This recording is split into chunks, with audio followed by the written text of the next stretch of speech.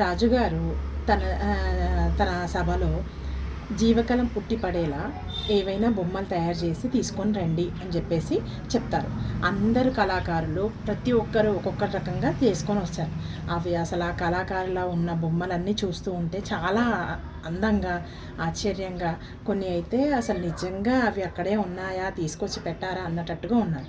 కానీ అందులో ఒక అతను మాత్రం ప్రతి ఒక్కదాన్ని వంకబెట్టుకుంటూ వెళ్తూ ఉంటాడు.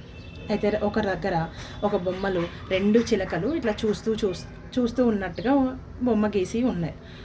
అతన్ని చూసి ఏమంటాడంటే, ఎవరు ఈ చిత్ర కళాకారుడు, అసలు వీటి కలర్లు ఇలానే వేసేది, అసలు చిలక కలర్ ఇలానే ఉంటుందా, పెయింటింగ్ మిక్సింగ్ చేయడం తెలియట్లేదు అని చెప్పేసి కొంచెం గట్టిగా అందరికి వినపడేలా చూస్తున్నారు. అందరూ చూసే పెయింటింగ్ని వదిలేసి ఈ పెయింటింగ్ని చూస్తూ ఉంటాడు. చూడండి ఈ చిలక ఎలా ఉందని కావాలని అందరి ముందర ఏలు పెట్టి చూపించడానికి వెళ్తాడు. అంత లోపల ఆ చిలక బుర్రుమనే ఎగిరిపోతుంది. ఇంకో చిలక అది కింద పడి ముక్కలయ్యి ఉంటుంది.